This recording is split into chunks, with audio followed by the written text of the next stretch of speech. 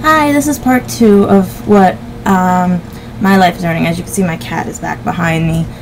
But basically, we can start with childhood and everything and stuff. But it's going to be vague because a lot of things can hurt a lot of people. And I just want to vent and get out what basically was the gist of it. Maybe if people understand how I was brought up and how I'm trying to turn it around, that they'd understand and try to maybe not see what's out in the cover, but what's actually underneath the cover. And I figured, let me start with one of my baby pictures because it's part of the thing too, because I found these in the garbage. My mother threw these out because she felt that they weren't a good copy and everything, and I didn't realize, I just grabbed them as fast as I could. So this is one of my baby pictures and everything, and it's me, if you could see it and everything. I actually had red hair. It seems that my hair fell out at 6 months and came in blonde, white blonde. I don't have any pictures of that because my mother has one of my pictures hostage. But if you are my Facebook friends, you have seen the pictures that I did rescue and everything. But I had to give them back in a trade-off and everything. That's the problem you deal with a manic. You have to pick and choose your battles. And most people don't understand that growing up like that, you had to pick and choose your battles. Otherwise, you couldn't survive in that house. You didn't lie, you didn't cheat or anything. Because God forbid you did that. That was worse. Especially with my dad being military and stuff. You never did that. So you had to really like know where everything was. And basically it's like, unless you live it, you won't know. You really won't know.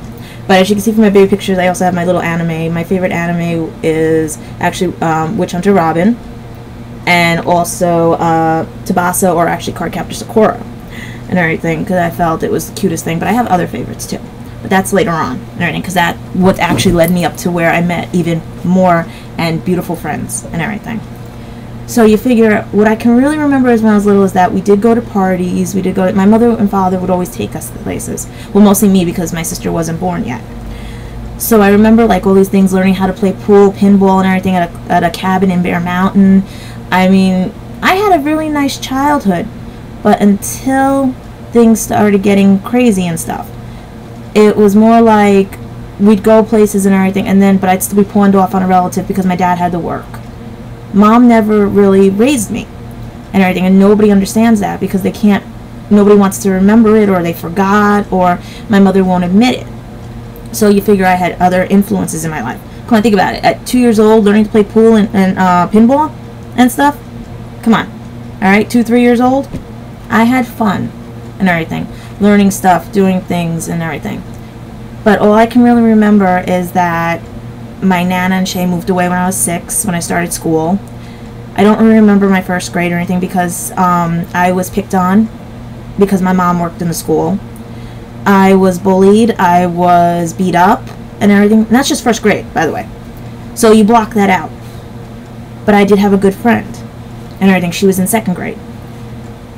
Come 2nd grade, she had gotten left back, so she was in my class. I said, good, and everything. No, she died of an asthma medication overdose at 8 years old. The last time I saw her, she was at my desk. And I didn't see her after that. And that 7 year was bad for me because we had a lot of deaths in the family. My grandfather, my best friend, my uncle's godbrother. I've been to funerals since I could walk. I never had color clothing in my closet, basically, is the joke, because it was always a school, Catholic, like they say, a Catholic schoolgirl never has any clothes. It's true. My dad raised me to be a tomboy. My sister's the girly girl. Alright? I love being the tomboy.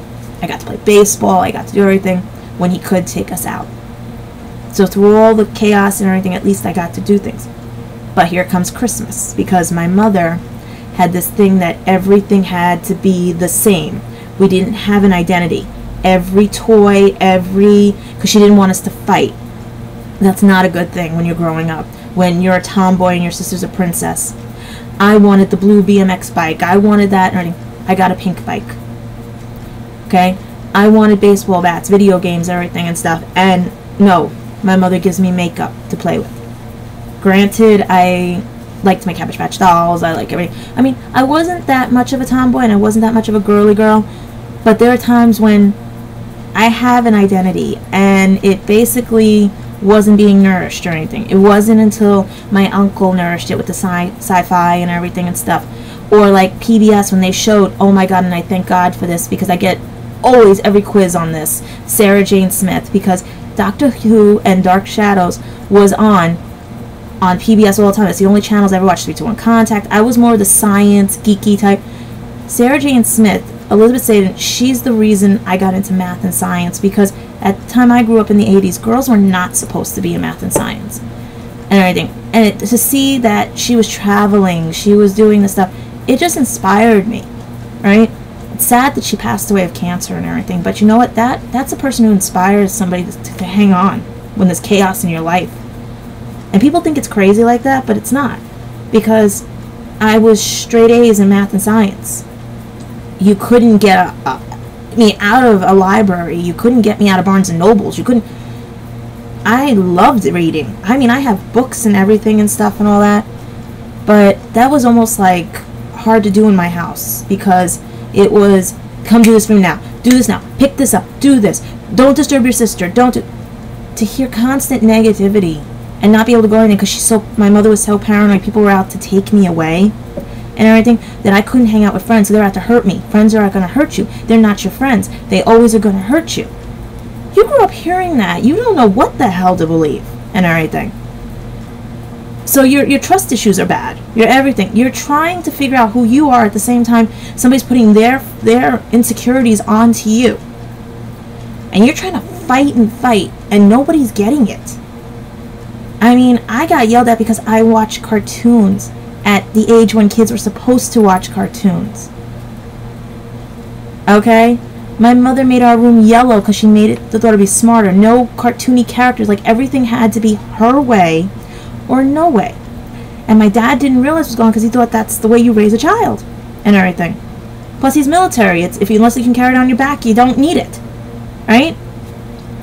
So I basically grew up very sheltered, very whatever, and not a fighter, because if you tried to fight, it was worse.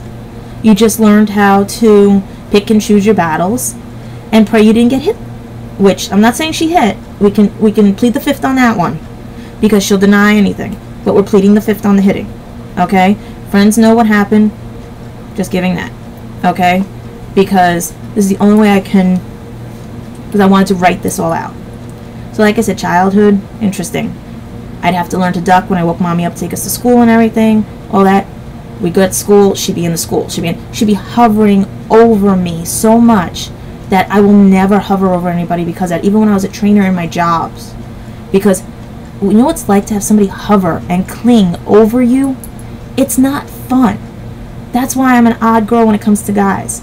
So you figure, all through from age 7 till I don't even remember. I can't, because it's part of childhood too, because I was stuck there till I was 29.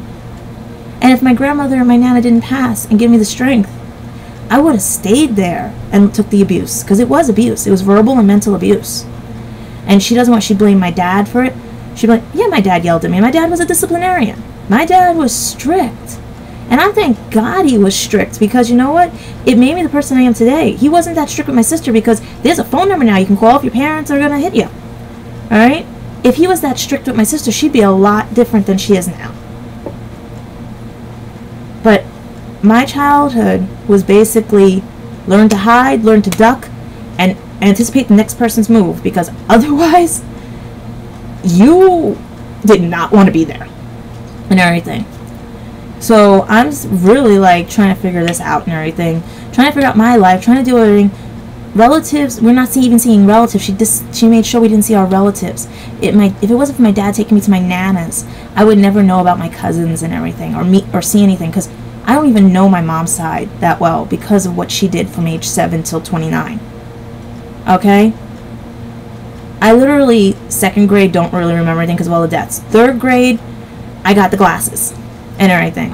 And 4th grade, I had a really good teacher till she went nuts as a nun in my 6th, was she 6th grade, 7th grade? I gotta remember that. 5th grade, I had a teacher that couldn't teach and everything. Come 6th grade, there was problems with me reading and writing because I didn't have the structure. I read my mother's shorthand book, so I was writing shorthand. I would do reading because nobody would teach me. All right? I was gifted and everything because I found out later I really was gifted because in 6th grade I was diagnosed with dyslexia with an IQ of 200 plus because the computer couldn't register more than that. And I have gifted intelligence. That's why nobody spotted that I could compensate and everything, and that I was getting everything. The only clue was my spelling, that I was getting zeros in spelling because I couldn't spell. It wasn't that I couldn't spell, I was spelling phonetically because all I read was a dictionary. And I would hear it, what it sounded like. So imagine growing up with a manic depressive mother and she's already hovering over that. Now you're diagnosed with dyslexia. Forget it. It's hell on wheels, basically. Was not even out of her sight. I couldn't even study. I couldn't even do anything. Okay? And the same thing. There were no friends over. No friends came over. I had no friends. I had friends, but they were called school friends, as somebody put it to me. Because my mother would not let anybody over. Wait, it gets better because later on, because my sister was the outgoing, the one that she never put the reins on, she was allowed to have friends over. I wasn't. Because she couldn't handle both of us having friends. This is where it comes with a manic, okay? So, like again, I'm looking at the time right now to make sure I don't want these to go over and everything because I really want to get into the fact about my dyslexia. And these are just the short versions because I will go back and forth and everything. It's just that I'm trying to get these so that YouTube doesn't cancel these because I really want you guys to understand what my life has been like because there's a lot of good things that have happened now. And a lot of bad things. And I figure, you know what? This is 2012. If I don't do this now, it's not going to get out. And I'm going to have this all stuck inside me, regretting the fact that I never got this out. Alright? So basically, I gave you the short version of like my childhood because if I give you the full details, I can get in a hell of a lot of trouble with a lot of family members and everything because either they'll deny it, they'll forget about it, or I'll have my mother knocking on my door. Alright? But now we're at the point where I'm talking about the dyslexia because it also relates to my childhood and everything. So it is going to tie in. Alright? So this is the end of part 2 and everything. And part 3 will be coming up. And this is where I talk about 6th grade, dyslexia, departmental, how everything relates to 2nd grade, all this stuff and everything, how things change, and what my mother didn't do to me about school and everything too, because this was another thing. Alright, but these are the short versions. My friends know the full versions, but I just wanted short versions for you. And if anybody does want to write a book about this, I can fill in the rest of it. Alright? But it's going to get longer. It's just that I want to watch the time so I don't mess up for YouTube. Alright? So this is the end of part 2, and part 3 will be next. Okay?